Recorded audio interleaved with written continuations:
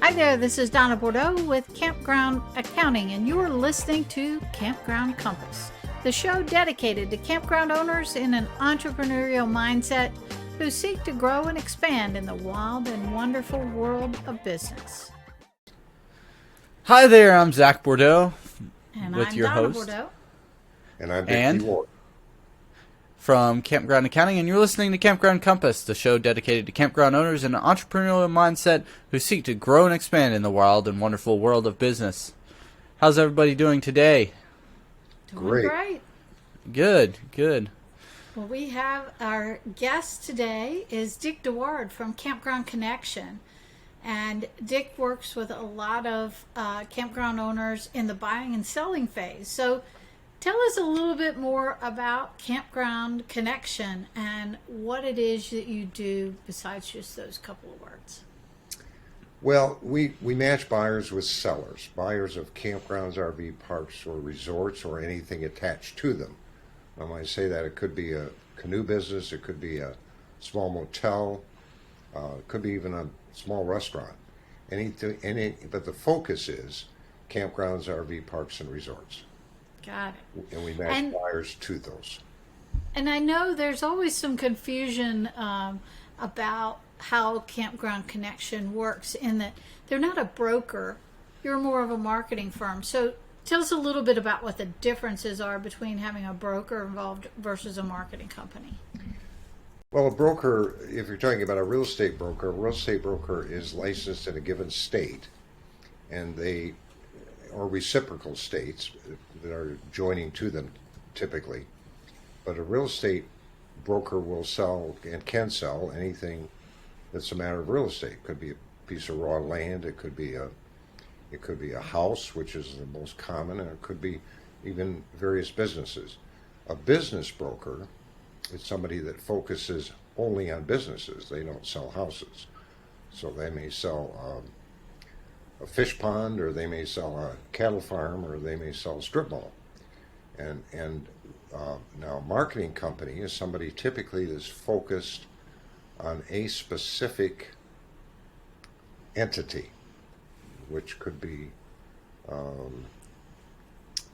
there's marketing companies that sell bed and breakfast inns only, period. Mm-hmm. We are a marketing company that has selected to only focus on campgrounds, RV parks, and resorts. Awesome. And I know we've worked together on several deals helping either buyers or sellers. So that's always a great matchup when people can find somebody who specializes in this. I've seen people go through a real estate broker to buy a campground before, and it always kind of puzzles me because it's not really just selling real estate. There's a whole lot more to it. It's very complex. It's a niche business. Yeah, definitely. All right, and tell us, my favorite question is, how in the world did you land in this world? How did you end up doing this? What brought you there?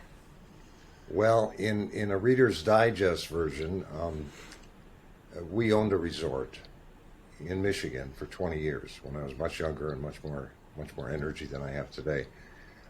That is over the longevity of the typical owners, 20 years. We had a shutdown period in the winter where we moved back to our hometown state in Michigan because the resort was in the northern part of Michigan.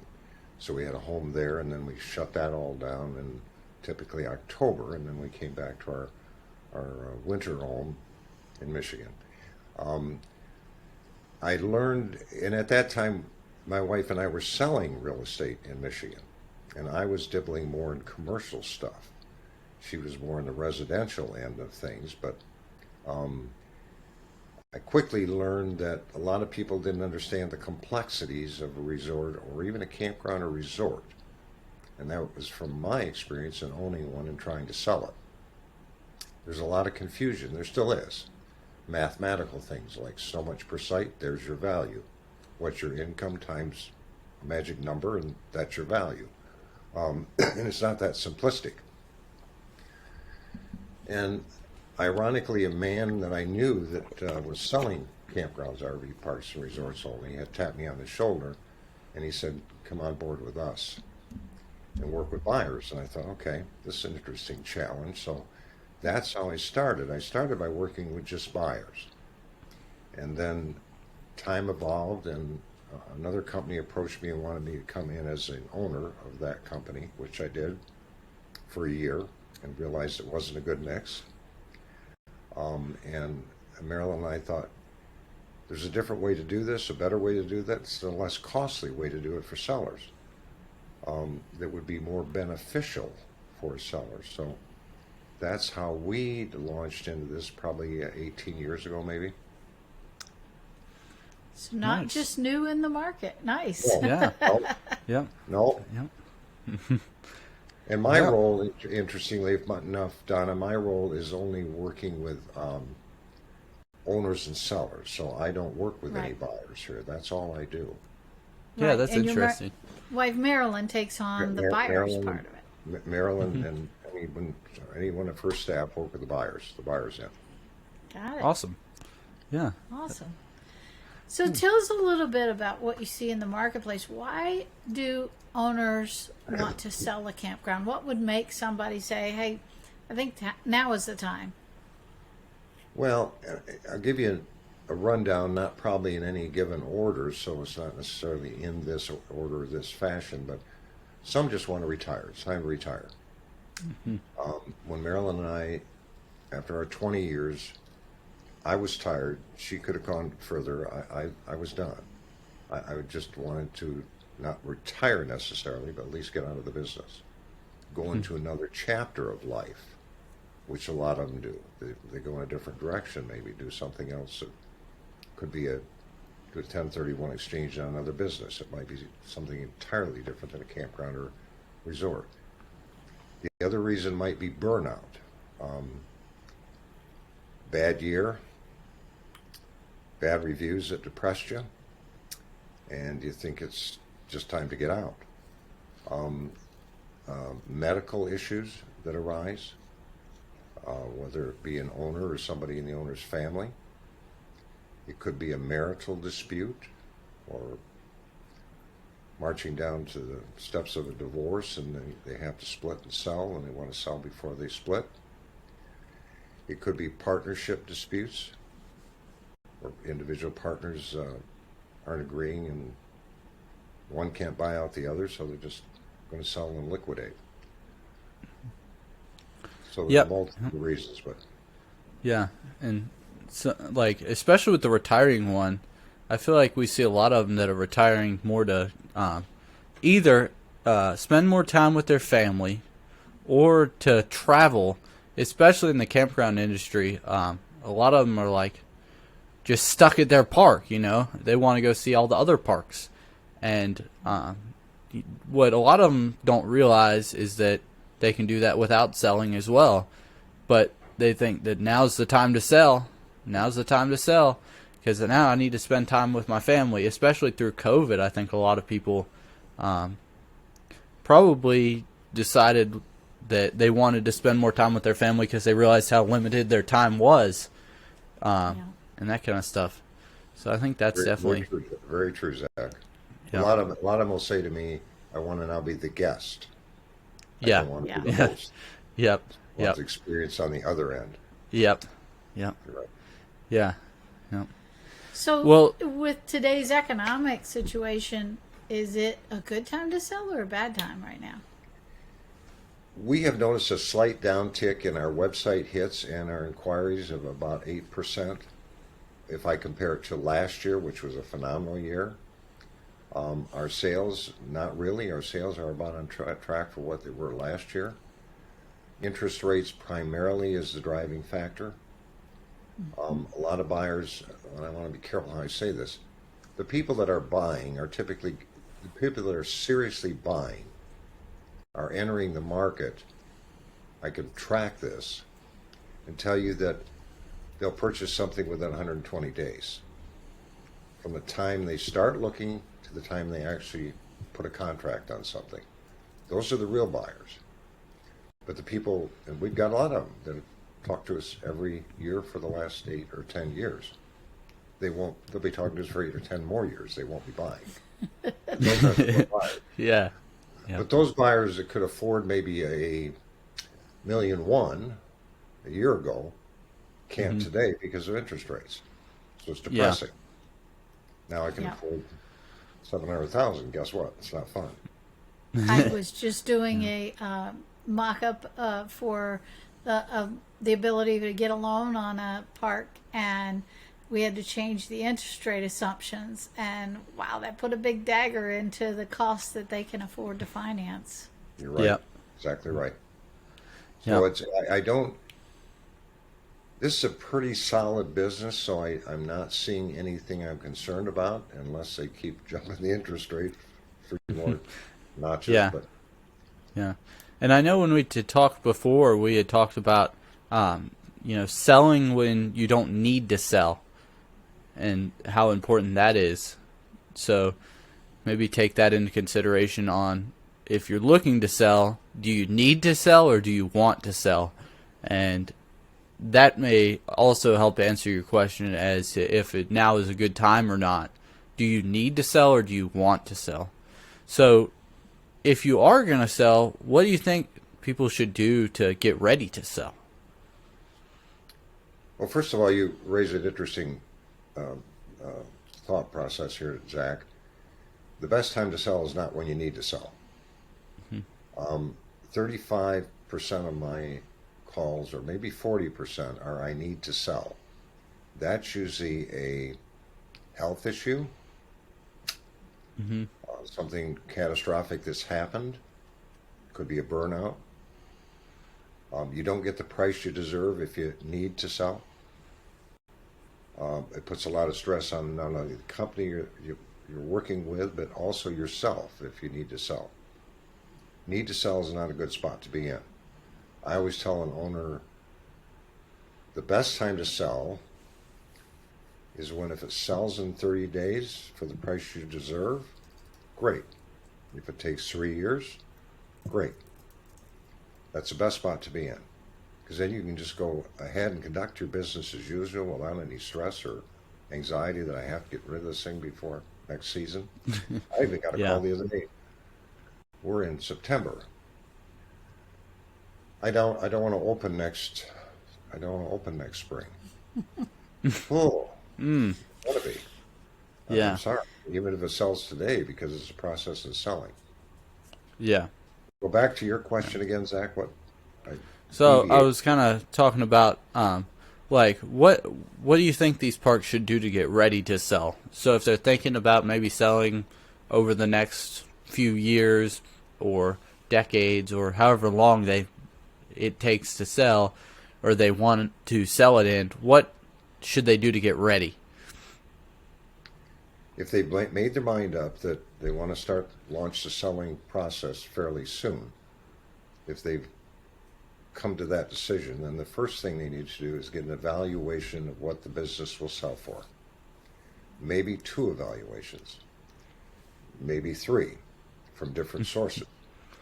And I say this because there's different approaches on this. Cap rates, cap rates, cap rates, cap rates. This is not an intangible business like I own. This is a tangible business because there's tangible things included. But get the value range in which it will sell and what will it cost you to sell. Meaning, what would a given company charge to do the process for you? Then, once you get that information and know what that number is, the next step would be go to your CPA. Find out what your capital gains ramifications are. Find out what other costs are going to be in selling, attorneys that might be involved, just closing costs in general. Get that bottom line, because the bottom line is what's important. What have I got in my hand? Can I sustain myself for my retirement or whatever with this amount? Then once you get that, get your team together.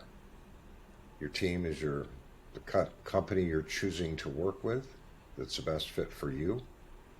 Number 2, the CPA that you have or should get if you don't. And number 3, your attorney. I always recommend an attorney. They can review the documents. Everything's different in given states. So an attorney's also should be on your team. once you have your team together, once you know what your bottom line is it's sufficient, decide who to go with. Then start cleaning up. If somebody came into my home today, they'd probably find things that might not be appealing if I was to sell my home, but I'm living here and I don't see it. So get an opinion from an outside source, not a family member that might offend you. Get an opinion from maybe the company you're dealing with. What do I need to do to spruce this up? A lot of times it's just cosmetic cleanup stuff. So it's not major things you're getting into. It might be just a paint job on a building. First impressions do matter in campgrounds and RV parks, just like they do in a home. Yeah, that's what we try to preach a lot here, is keep the junk piles, the landscaping, make sure you have good signage, that kind of stuff. We always preach that. Because a lot of weeds. Yeah, a lot of, like, the big thing is whenever we go camping, we look and see where's the junk pile. It might be a really nice park, but a junk pile can ruin anything. You bet. Yeah. Or and some things you can't change. An adjoining property you can't change. You can't change anything on that. I always tell people too, get an outside opinion of your website. Yeah. You might like it really well. And it might have served you for the last 10 years. The pictures might be 10 years old too. Yeah. But absolutely. I probably 10% of the time when I list something, I recommend get a new website. Spend the money, because the buyer is going to go to the website. The buyer's that's what we were looking at when we were recording the other day. We were recording an episode, and we were looking at some of the statistics around the websites, and the KOA did a big report where they will show you kind of how much booking came from whether it be phone calls or online or whatnot. And I forget do you remember what the percent was, Mom? It was over half came through the website. Yeah. So, still there are schools of thought of some older owners who really don't think that really matters that much, because they have an established clientele of people who return year after year. Guess what? Those people die. You're going to need some new blood at some point, and if you're going to bring in a newer generation, you'd better have a website. And I'm not talking about bringing in 20-year-olds. I'm talking about bringing in 50-year-olds. They're on their computer and their phone. They don't want to hassle with calling people to make reservations or even looking at pictures on websites that are, there are still some of those websites that have like 20 pictures in little teeny blocks and you can't see anything. What is going on, folks? That's like, you don't need that. Get some great pictures. Yeah. And I would suggest too, if they were going to set up a new website, you don't have to sink 20 grand into a website anymore. Just find a teenager, heaven forbid. For this podcast, we made a very good looking website, and I made it in about 2 hours on Webflow, and I think it looks pretty good for 2 hours, and pretty much for free. So so definitely, this is like selling a car. You don't put the car out front and put a for sale sign on it with mud up the side. Shiny that thing up, wax it, put some armor all on the tires, get this thing spiffed up. Yep. And one other thing I was going to mention, Dick, you mentioned about people talking with their accountant about the tax ramifications of the sale. There's a real reality that hits, and I've dealt with that in a lot of cases for clients, because they'll say, well, I could sell my park for $1 million. Well, you don't get to keep $1 million. Right. When they finally get down to the bottom line and figure out like their net might be $300,000 because they have a loan they have to pay off, and they got to pay the attorneys, they got to pay selling fees, they got to pay all these things to wrap things up. That puts a different position in their brain about thinking about the sale. Is it really worth it now for $300,000, or do I really like this? Can I get some juice out of this for another couple years and bring that number up? So that is definitely a really worthwhile event, and will help people at least get their mindset in the right spot to not be so disappointed, or to we always kind of gloss over and look at the selling price rather than the net.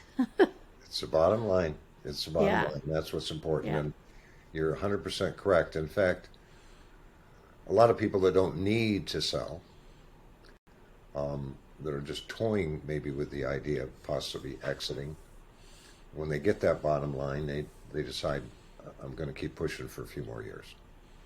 Yeah. You're exactly right. And that's good. You have to know that.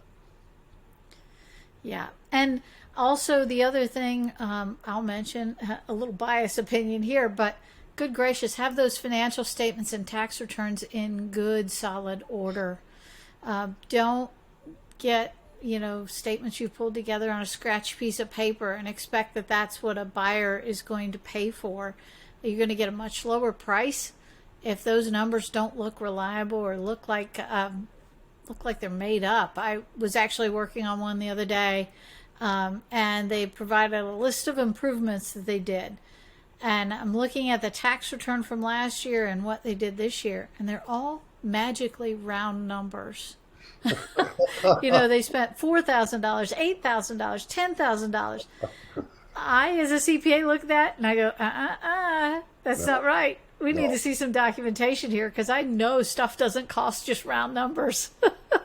And I know from an IRS perspective, in looking at that tax return, if I see those round numbers on every line, I have very little confidence in those numbers. That's like If I get round numbers like that, I'll generally kick it back. Yeah. Yeah. And say, maybe I need them from your CPA. Well, These ones weren't from you, so I'll give you kudos there. This was from a buyer who was not working through you guys. No, it's not. And the other thing, too, that a lot of owners have to consider, they have to really seriously consider this in their planning stages. Report all your income. Absolutely. There's a lot of cash please. that comes across. We know that. Everybody knows that. Yeah. And in any type of cash business like that, there's a tendency to put some in the pocket because I'm going to save money. I'm not going to pay Uncle Sam so much.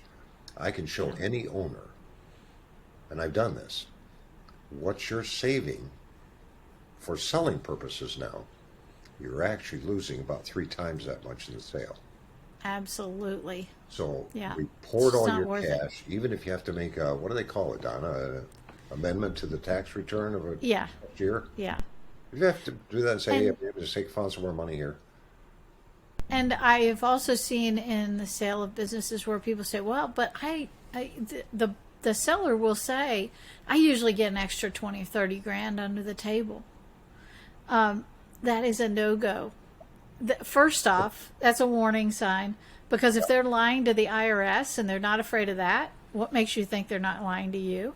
Yeah, and buyers do walk away from that. If the seller says Absolutely. that, the buyer walk away. I don't trust the seller. Yeah, and the little that it would have cost them to do it right, it's so much more painful to do it wrong. Yeah, you're right. Yep. That's right. A lot. There's a lot higher Yeah. consequences. Absolutely. Let alone, we have 87,000 IRS Here agents they coming our come. way. Here they Yeah, they're come. all just going to come in. They're ready to see you. You're moving to my neighborhood. Yeah. Yeah. Yeah. So, all right. So let's say you've gone through all these stages and you have just put the metal to the grinder, and you say, yes, it is time for me to sell. They list that campground for sale with you. How do you find a buyer? Well, we're very fortunate. Number one, Google, and I don't know if Zack would understand this. I don't understand it. Don't pretend to. But Google has us placed on page 1, number 1 of non-paid advertising, or whatever it's called. Organic search, yeah. Yes. So if somebody Googles campgrounds for sale, not Montana, but just campgrounds for sale, that's what they typically do, or RV parks for sale, we're generally placement number 1, page 1. We're very fortunate for however that works. So we get the lion's share of calls, because when somebody Googles something, and I do the same thing, I don't go to page 2. I look at the top 3 things and think that they're the best, or the whatever it might be, and hit those. Mm-hmm. So our buyers we don't do any other advertising except our website. Our buyers come all through the website. So we're very blessed to have that. Now, the challenge is trying to dissect what the buyer that's inquiring is looking for, because it's normally not what they're calling on. We're by region on our website map. So if somebody goes to our website, it's going to be by region. It doesn't show the state. So they may say, oh, I didn't want North Carolina. I wanted Alabama only. Mm-hmm. Well, we've got some in Alabama we could talk to you about. We require proof of funds, and there's no exceptions on that. Some companies do not. We require proof of funds from the buyer, and we require a confidentiality form. Most sellers don't want it out that their business is for sale. Right. So we try and protect that seller the best we can, and we don't want to send somebody to a park that's got $10 at a dream. It's an utter waste of time for everybody. Mm-hmm. So we kind of funnel that down and find out what the buyer is looking for, and see if we've got a fit for them. And we can help the buyer through the process of what's important. Do you have children? Are they going to public schools? Are they homeschooled? School's important. Weather important. Mm-hmm. My wife doesn't like humidity, so we wouldn't buy something probably in Louisiana,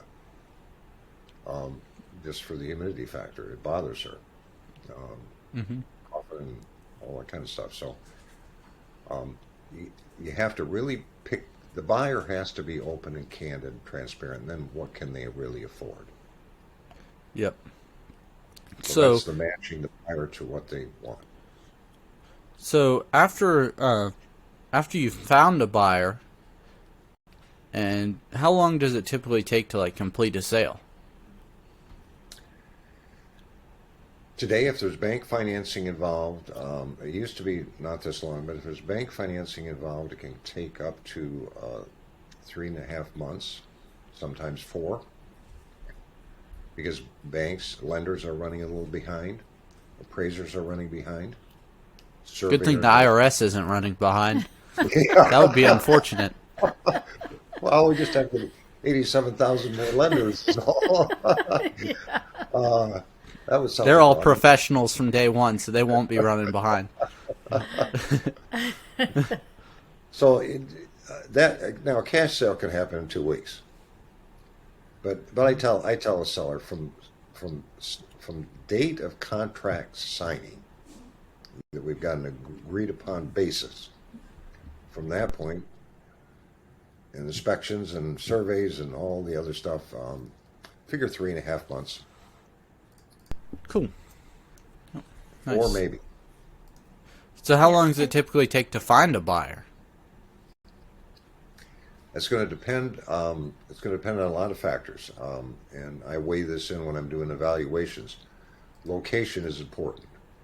70% of our website inquiries are looking for the southeast part of the United States. So if something's in North Carolina, an identical property in Nebraska, it'll sell faster in North Carolina. But this is a very strange business, different than selling a home where you can kind of predict what's happening in the neighborhood and how long homes like that are selling. 3 bedrooms, bath. You can kind of predict it, and you can kind of match things up and see how long it potentially would sell in residential real estate. In commercial, and especially in this industry, good offerings can sit a long time with no explanation, just a head scratcher. There isn't a buyer for it yet. I've also listed things that, for various reasons, maybe location, maybe condition, that I never thought the seller would get the price they got, and 30 days later it's under contract. I've even told sellers, you're going to ride with me for probably 4 or 5 years because of this or that. And then 30 days later, I meet Crow. So in essence, Zach, it's very unpredictable. Mm-hmm. Yep. So, anything else? There was one other point I was going to ask. Does it take longer to sell a more expensive campground than a lower price campground. Yes. Yes, it does. It's the rule of thumb with automobiles, houses, anything. The higher the price, the fewer the buyers. Right. And that's true in this industry as well. So a $500,000 or $600,000 campground will sell certainly quicker, typically, than one that's $3 million. Yeah. And also, as you know, we've had several people who were using 401k money to buy campgrounds using a Rob's plan. And just from insight on those do seem to take a little bit longer just based on the setup, but probably not as long as traditional SBA financing, right? That's correct. That is correct. Yeah, you can add on time for that. And Yeah. also, There's if you a lot want to of- learn, go ahead. The other interesting thing is too that you can. We as a company believe showcasing is very important. If somebody were to say, "What is our top 4 reasons for the success ratio that we have in selling them?" Showcasing would be on top of the list. Well, placement, obviously, Google placement, but showcasing is also important. No matter what you're selling, if you have, just like you mentioned, the car with the mud on the side, you don't photograph that and then try and sell it that way and put it in the newspaper. Right. You want everything shining and pretty. We do videos and photographs, not just photographs. We know factually that videos will retain with somebody much longer than the prettiest photo there is. Absolutely. And they get the whole tour on the ground. It's different than a drone video where you get in the tops of the trees. You're on the ground, sitting at home, in your couch, watching it on whatever you're watching it on, but you're in the comfort of your home getting the whole tour on the video. Yeah. So Yeah. it's worth it. Yeah, and also we were talking about the Rob's planning. Just to segue back to that for a second, if you want to learn more, we do have a ton of videos on our YouTube channel. So for listeners, go to the Campground Accounting YouTube channel. There are a few videos on Rob's plans there as well to get some more information on that. Yeah, that can be a very confusing subject. And a lot of people have questions about. Yeah, That's a world to itself, right? It is. It is. Yep. Yeah. Yep. And do you know right now what's kind of the most popular pricing range? Is there one? Like what's selling? Right now, the most popular range I would say is between high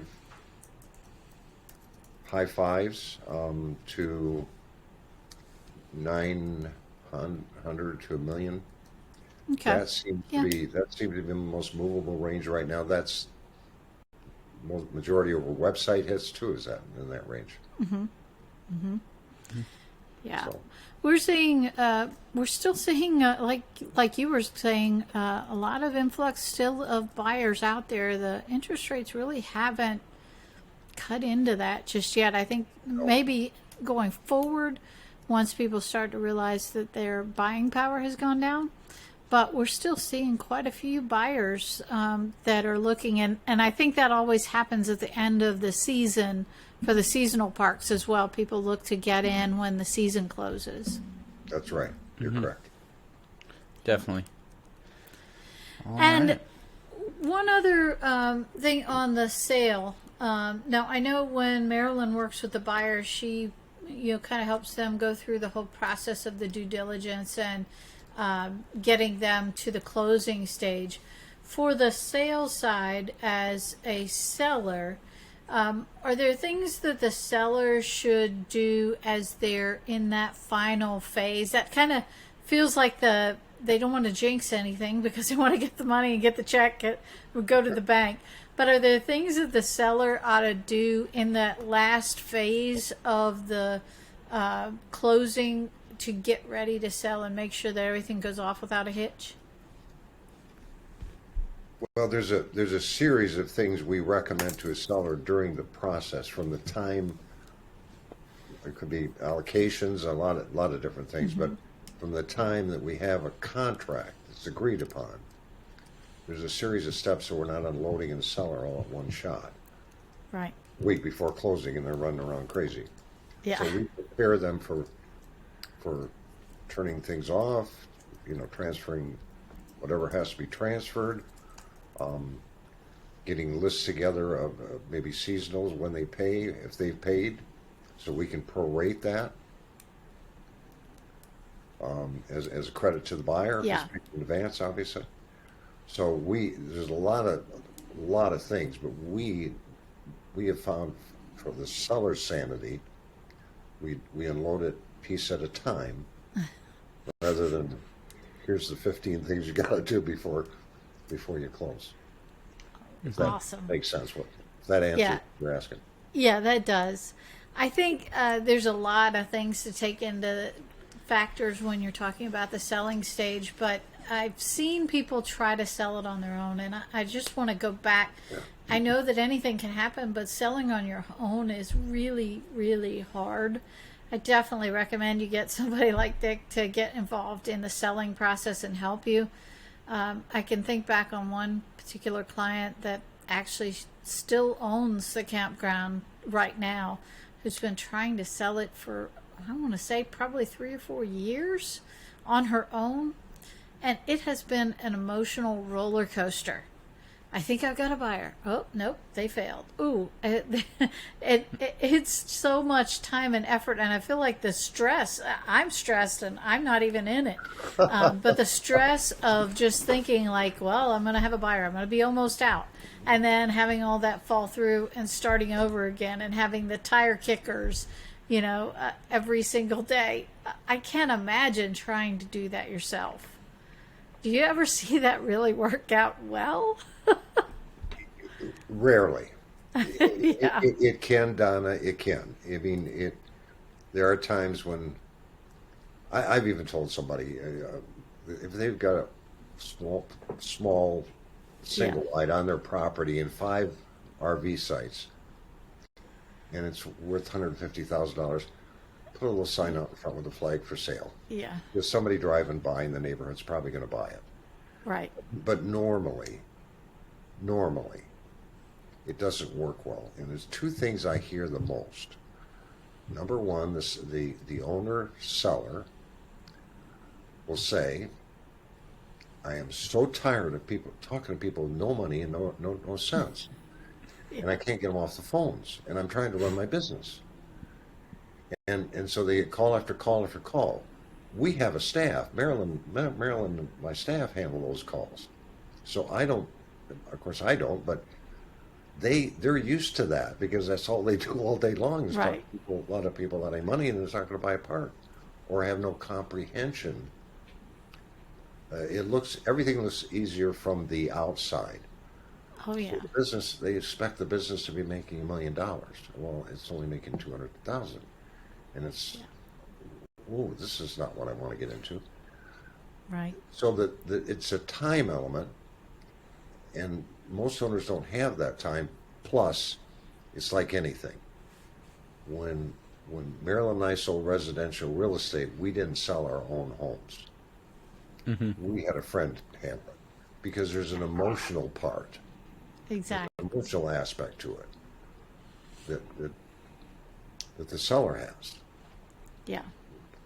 It seems like a really tough job and a long shot for most people in a traditional campground. You're saving some money supposedly, but you're really not.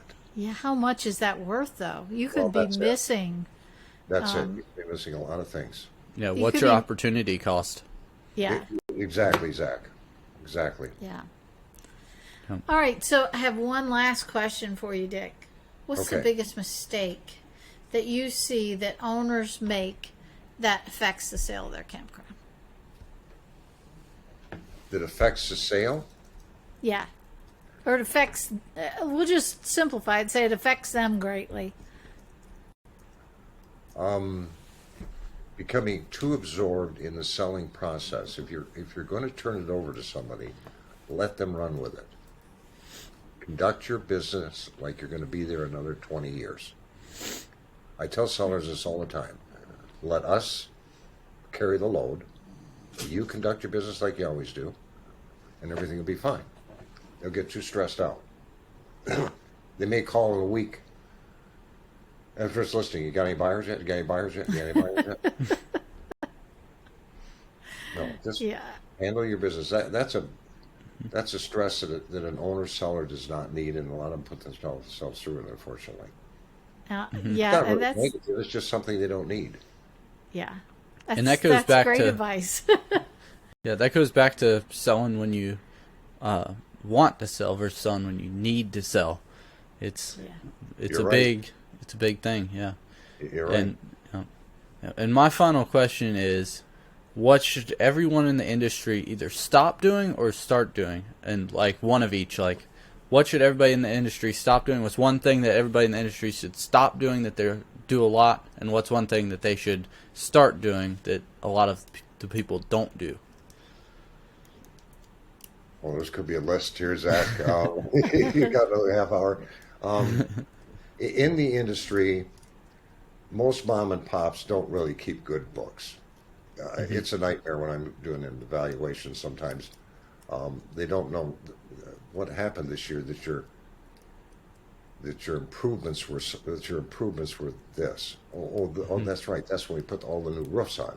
Okay, that's a one-time deal. Yeah. I'm not a CBA and don't pretend to be. But I'm wise enough to pull that stuff out, put it here, explain it. One-time expenses or whatever it might be, or we had that's right, we had a flood that year. Okay, that makes sense.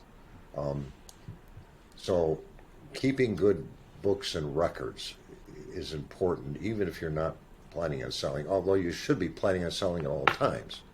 Absolutely. We tell a buyer when they buy their campground, prepare to sell. Yeah. We always get some chuckle, but yeah, prepare to sell. You never know when somebody comes along and makes you an offer you can't refuse. You're right. You're exactly right. So that would be one thing, Zach. Okay, and then what would be one thing that you think that everyone in the industry should do that a lot of campgrounds don't?